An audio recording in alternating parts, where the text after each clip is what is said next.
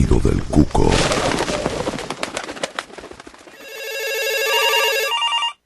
Contacto telefónico en el nido del cuco. ¿Hola? Sí, ya le paso.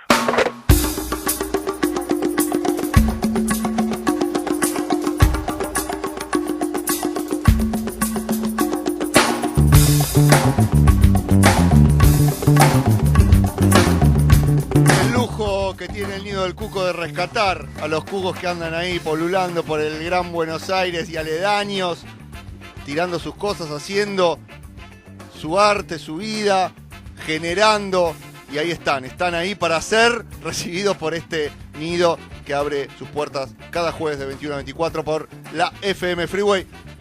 Como siempre, Ariel Steven, haga los honores de presentar a esta persona que me imagino tiene prontuario. Maxi Postay es uno de los abanderados del nido del cuco, es una persona de frondoso prontuario, tiene antecedentes, lógicamente. Y Maxi Postay es escritor, es autor de El abolicionismo penal en América Latina, La sábana desnuda, La humedad de los ombligos y Soda cáustica, donde la cooperativa clandestina de comunicación proletaria nos hizo llegar para uno de los números del nido del cuco un texto de Maxi Postay que se llama La escuela te mata. Este escritor, que es un escritor de los que nos gustan a nosotros, es también militante y abolicionista de la cultura represiva del Estado, es máster en criminología jurídico-penal en la Universidad de Barcelona, es profesor a cargo de la primera cátedra abolicionista en la historia de la UBA, autor de estos libros, y en este momento singular en la Argentina y esta noche en el Nido del Cuco vamos a tener el gusto de poder escuchar todo su frondoso anecdotario. La escuela mata, que es la nota que escribió para... De Soda cáustica, material de estudio Soda cáustica. Causó mucho revuelo. Muy buena la nota, sobre todo el punto 7, donde los docentes han mostrado su profundo disconformismo.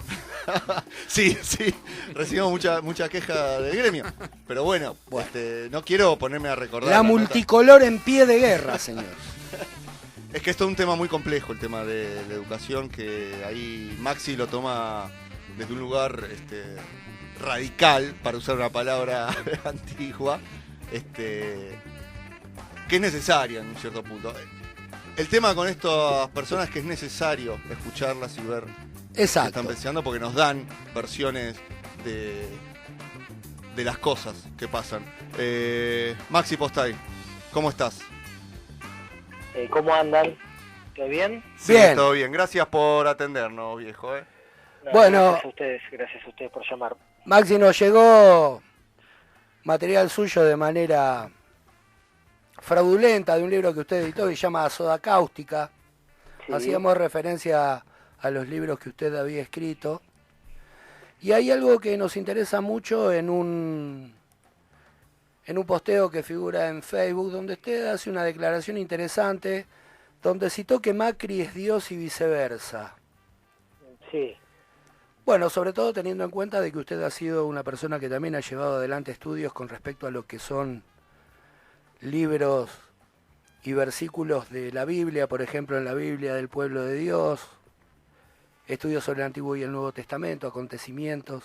¿Cómo encuadramos a Mauricio Macri dentro de esta cuestión? Claro, dentro de un Estado omnímodo también, ¿no? Omnipotente, dentro de la ampliación de la ideología del Estado.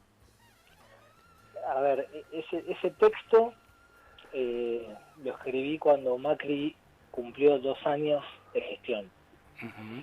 Y lo que yo traté de hacer es hacer un análisis comparativo entre medidas del gobierno y versículos bíblicos, para visualizar cómo todas las enseñanzas, tanto del Antiguo como del Nuevo Testamento, sobreviven en personajes como Mauricio, como nuestro presidente. Entonces ahí, si no me equivoco, hablé de esta cuestión segregacionista propia del monoteísmo, es decir, al diferente lo quiero afuera, lo quiero sin ningún tipo de contacto con nosotros los buenos. hablé de la xenofobia, ¿sí? Xenofobia que también aparece en el discurso bíblico, cuando se plantea como ritual levítico que hay que rapar al extranjero, y pensaba en todo el odio macrista contra los manteros, contra los inmigrantes. Hablaba de la misoginia de Macri, sí, que tuvo varias intervenciones desafortunadas en torno a ese tema, y lo asociaba con la misoginia bíblica, Sí, que desde el principio en el Génesis te dice: sentirás atracción por tu marido y él te dominará. tranqui. Y Empieza así. Are. así de arranque, ¿no? Y bueno, y después infinidad de fragmentos en los que la mujer ocupa un lugar secundario, en los que la mujer... hay un caso específico que seguramente lo vas a asociar con hechos relativamente recientes, en los que una mujer es violada y lejos de preguntarle qué le pasa, ¿no? Pues, sí, pues después de que te violen, supuestamente estás pasando un mal momento, ¿no? Y lejos de preguntarle qué le pasa o en qué la pueden ayudar, la responsabilizan por haber circulado en la ciudad provocando a los hombres, bueno, cosas así muy vigentes, pero que están ancladas, que vienen desde hace más de 2000 años. Entonces yo lo que planteé en ese ejercicio, en ese desarrollo, es, mira, está bien, Macri es hoy por hoy el enemigo material, sí, el enemigo físico, pero detrás de Macri hay lo que nosotros denominamos cultura represiva, hay una cultura represiva que se sostiene en tradiciones muy específicas. Una de esas tradiciones es el monoteísmo religioso, la otra es la filosofía helénico-latina con vocación universal, todos los discursos de la verdad única, de la segregación de la diferencia, etcétera.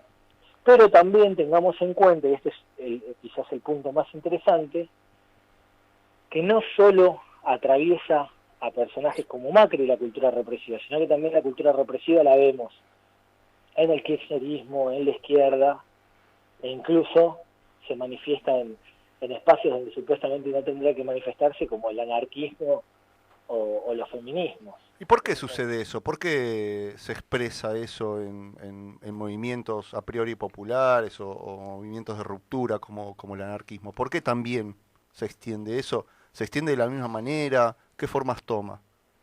No, es decir, en cada espacio va adquiriendo formas distintas, ¿no? Y tampoco me gustaría generalizar en términos de que hay manifestaciones específicas en tal movimiento, por eso ameritaría todo un desarrollo, y capaz que no tenemos tiempo para eso, pero lo que sí te puedo responder es que se trata de un proyecto cultural concebido en términos de universalidad.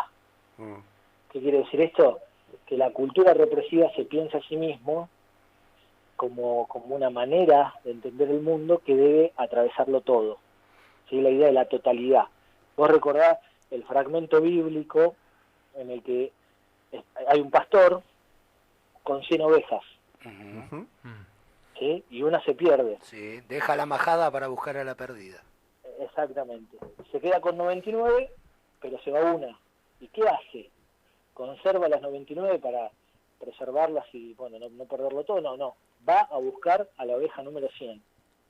Es decir, va a buscar al descarriado, al que se sale de la norma, del camino, para, en definitiva, evitar un efecto contagio, para, en definitiva, dejar claro que vos tenés que pensar desde este parámetro, y si estás por fuera, ya te vas a tener que bancar las consecuencias. Entonces, si la cultura represiva se concibe a sí misma en términos de totalidad, es quizás más fácil de explicar por qué la visualizamos en básicamente todas las expresiones que nos rodean, incluso en aquellas que supuestamente vendrían a controvertirla. Claro, ¿sí? Claro. Entonces, ahí, bueno, es un poco angustiante el escenario, porque decís, bueno, listo, ya está, perdimos. No hay manera de confrontar con Dios y con Platón, pero bueno, desde el abolicionismo de la cultura represiva, que es la perspectiva que estamos desarrollando, hablamos de esta dinámica permanente, este elogio del gerundio, le llamamos nosotros, la idea de ir aboliendo a la cultura represiva como si se tratara de un tránsito permanente, ir controvirtiendo a Dios, matando a Dios, ¿sí? Sin aspirar a su masacre definitiva, porque en definitiva, valga la redundancia, ¿no? Lo definitivo es una construcción propia de la cultura represiva, es decir, no hay algo definitivo, no hay una totalidad, sino hay una multiplicidad de reacciones que vamos a tener que ir abordando. Claro. ¿Cómo andás, Maxi? Andrés te habla. Andrés? Vos hablas de la cultura represiva y también trataste mucho el tema de las cárceles. Sí. ¿Qué relación hay entre esas dos cosas? Bueno, la cárcel es como... Porque también es parte de esa represiva. cultura. Sí, claro. De hecho, el recorrido analítico, por decirlo de alguna manera, empezó cuestionando el sistema penal. Empezamos cuestionando la cárcel, el sistema penal, la policía, los jueces, y luego, profundizando, nos dimos cuenta precisamente esto que vos estás planteando, ¿no? Que lo que visualizamos en la cárcel se ve en un montón de dimensiones, y que la cárcel no es ni más ni menos que una de las tantas consecuencias de esa cultura represiva. Es decir, cuando vamos a la cárcel, por ejemplo, ¿cómo se llaman las cárceles técnicamente? Servicio penitenciario. ¿Y dónde viene la palabra penitenciario? De penitencia. La palabra penitencia es una palabra 100% religiosa. Sí. Cuando vos te metes en el ámbito de un proceso penal, se habla de la confesión, ¿sí? La confesión del testigo, ¿sí? Otra palabra muy ligada a lo religioso. Ni hablar de lo que significa el delito como construcción cultural. El delito como construcción cultural, eso que nosotros decimos que no existe, ¿sí? Porque es simplemente una etiqueta que colocan las autoridades sobre determinadas conductas, es una consecuencia de la tipificación de los pecados. Sí. ¿Sí? Los delitos de hoy son los pecados abordados en los discursos bíblicos y que, como decimos siempre, nacen desde una dimensión religiosa, pero la sobrepasan largamente. Sí, cuando Foucault ya hablaba de eso en Vigilar y Castigar, ¿no? Claro. O sea, esta genealogía de dónde nace esta cuestión de las cárceles, de cómo se arma esta especie de arquitectura de lo que vos decís de la penitencia. Sí, Foucault aporta herramientas. A veces también sería complejo confrontarlo así brevemente, pero a veces hacer recortes históricos con los que no estoy tan de acuerdo. A mí me gusta remontarme un poquito más atrás, ir a los orígenes del monoteísmo, pensar cómo se fue consolidando el monoteísmo, hablar del primer monoteísta que fue Akenatón, el faraón egipcio. Exacto. Sí. Después cómo ese monoteísmo llega a Israel, cómo se desarrolla en el ámbito del judaísmo, y descubrís cosas, el politeísmo judaico, por ejemplo, es decir, esta idea de que los judíos eran históricamente monoteístas, analizando un poquito la historia se refuta, y vas avanzando y te vas hasta llegar a un momento cúlmine, que es cuando el cristianismo, en tanto una de las diferentes expresiones del judaísmo, se asocia, por decirlo de una manera, al Imperio Romano, y a partir de ahí empieza esta idea imperial, totalizante, universal, de la que hablamos al principio. Claro, es el planteo de Nietzsche en el Anticristo, ¿no? El planteo de una religión totalizadora y universal. Sí, de hecho también Nietzsche es otra figura importante en el análisis, sobre todo por toda la impronta de destrucción del orden establecido que él nos transmite, lo que él llama la transmutación o trasvaloración de todos los valores. Pero con Nietzsche también está esta discusión simbólica, porque él plantea que Dios ha muerto. Exacto. Y desde el abolicionismo, la cultura represiva, decimos, no, para Nietzsche, te equivocaste ahí. No murió. Todavía no se murió. Dios no ha muerto, está más vivo que nunca, y de hecho de eso se trata lo que hablamos al principio, la vigencia, dice un compañero, la vigencia cultural del Altísimo, ¿no? Dios no ha muerto, a Dios hay que matarlo. Esa sería la consigna, ¿no? Está buena. Maxi, usted es, estamos hablando con Maximiliano Postay. Usted es mentor de un colectivo que se llama Locos, Tumberos y Faloperos. Señor. Ese colectivo plantea, entre otras cosas, que los conflictos se resuelven dentro de nuestra cultura depositando a la gente en los baldíos de la penitencia. Y también ese colectivo ha dado posibilidades de establecer herramientas, ¿no? Por ejemplo, una es Rejas, Suspiros y Llaves, donde hay testimonios diversos, que es una radiografía del sistema penal. Cuéntenos un poco del colectivo, que tiene, sobre todas las cosas, un nombre que en cierta medida todos los que estamos acá tenemos algún tipo de participación, ¿no? Te sentís ahí tocado. Claro. Tuche. Claro. Qué bueno apropiarse de esos términos tan Que despectivos son- y tomarlos Exacto, como propios. ¿no? Claro. Exacto. Sí, bueno, precisamente eso que... Es una inversión del lenguaje, ¿no? Sí, esa fue la idea original, ¿no? Apropiarnos de los estigmas. Y que también lo hacemos cuando por ejemplo, hacemos referencia a nuestro grupo como una secta.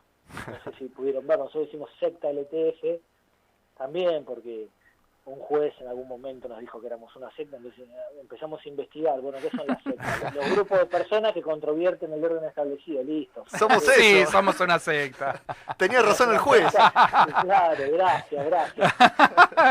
Pero Nos digo, iluminó el juez. Sí, nos tiró su veredicto. Pero la cuestión fue así, arrancamos en el 2012 abordando estas tres temáticas, ¿no? La locura, la salud mental, y desde una perspectiva antimanicomializadora y antipsiquiátrica, por eso lo de locos, la L, tumberos, porque desde el principio fuimos abolicionistas penales, es decir, abolicionistas de la cárcel, abolicionistas del castigo, y faloperos porque estamos en contra del paradigma de la prohibición en materia de drogas. Pero en un momento, también por lo que te decía recién, esas relaciones generadas entre estas tres temáticas también empezaron a resultar insuficientes, porque lo mismo que ves en estos tres abordajes, lo ves en la familia, en el sexo, en la escuela, en el lenguaje, ni hablar. Es decir, la cultura represiva está en todas partes. Es decir, si nos ponemos puntillosos, nos ponemos analíticos, como decía Dalí, nos ponemos paranoicos críticos, la vamos a encontrar en todas partes. Entonces, ¿qué hicimos? A ese locos, tumberos y faloperos original lo transformamos en LTF a secas, dando la posibilidad de que la L, además de locos, sea lagartijas, o sea limbos, o sea la palabra con L que se te ocurre, lo mismo la T, lo mismo la F. ¿Por qué? Porque en definitiva, cualquier combinación que hagas, de hecho yo tengo un texto en el que ejercito como esta cosa de ir generando asociaciones, cualquier combinación que hagas, si te pones a investigar un poquito, te vas a dar cuenta que la cultura represiva, es decir, que esta idea del Dios único, la verdad, lo ideal, lo absoluto, las generalizaciones universales aparecen. Entonces, nos quedó chico, por decirlo de alguna manera, el LTF, aunque por supuesto siempre lo reivindicamos, sobre todo por esto que planteaba, no sé quién de ustedes, de la reversión del estigma, de bueno, está bien, querés bardearnos con esto, y bueno, es mucho peor que te digan burócrata. O burgués. Burgués. Esto, lo que usted plantea, Potay, es interesante porque usted plantea más allá de una cuestión académica, una intervención territorial, ¿no? También disputada desde el academicismo y desde el estudio. Ahora, ante este tipo de argumentos como los suyos, que son sobre todo argumentos que nos plantean ante la contradicción y ante nuestro desarrollo histórico, ¿por qué este tipo de planteos no forman parte de la agenda política de ningún gobierno? A ver, una sola vez, hace un tiempo, intentamos jugar el juego del Estado de Derecho y metimos un proyecto de ley para eliminar el certificado de antecedentes penales con toda una argumentación abolicionista de la cultura represiva, en su momento abolicionista penal. Logramos que se filtre, evidentemente agarramos desprevenido a un diputado, lo firmó, y como lo firmó, al día siguiente dijo, no, ¿qué estoy haciendo? ¿Qué hice? Y Alguien lo estaba cagando a pedo. Sí, o vino, ¿no? Claro. Alguno de sus jefes Sí. y dijo, no, mirá, está bien, déjalo así, pero nunca se discutió. A ver, la respuesta está en lo mismo que planteamos al principio. Esto es un discurso completamente normalizado, Claro. es decir, el represivo, ¿no? La Sí. impronta represiva está completamente normalizada, está naturalizada, y todos los dispositivos de formación, presten la atención a esta palabra, formación, Sí. nos forman como si fuéramos arcilla. De hecho, otra vez yéndome a la Biblia, ¿qué dice? Que Sí, que Dios, El hombre está crea, hecho a imagen y semejanza a partir de barro, ¿no? a partir del barro, a partir de la arcilla, así como si fuéramos muñequitos de plastilina, eso que hacíamos en el colegio.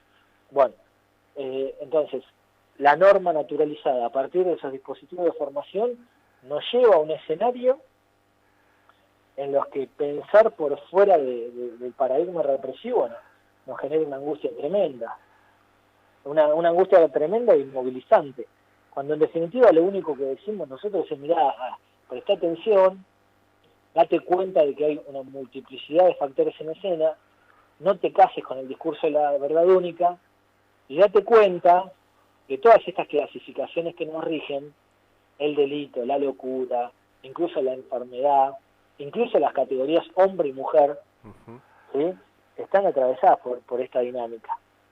¿Te atreves a pensar por fuera de estos estereotipos? ¿Te atreves a pensar por fuera de estos prejuicios? Bueno, evidentemente es un trabajo complejo y los políticos manejan otros tiempos.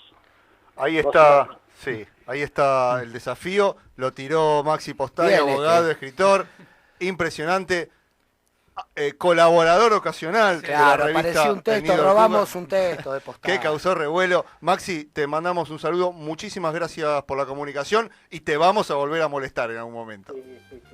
Y roben tranquilos, total, saben que el delito no existe. Postay, Gracias, Postay. Desde el Nido del Cuco le Ahora vas a mandamos ver. no solamente a usted, sino a Cartulina Acá, un gran abrazo, acá te mando. Pero la por eficacia. supuesto, porque lo único importante, siempre tiene que haber en la casa un ladrido largo que nos espera, un hocico húmedo, una pata amigable. La revolución será con nuestros compañeros de cuatro patas o nunca será revolución. Claro que sí, y eso amerita otro debate, pero lo hacemos cuando quieran. Dale, Dale, buenísimo. un Gracias, abrazo Maxi. grande, Maxi. Abrazo grande para ustedes, muchas gracias por llamar. www.elnidodelcuco.com.ar. Una revista con todas las letras.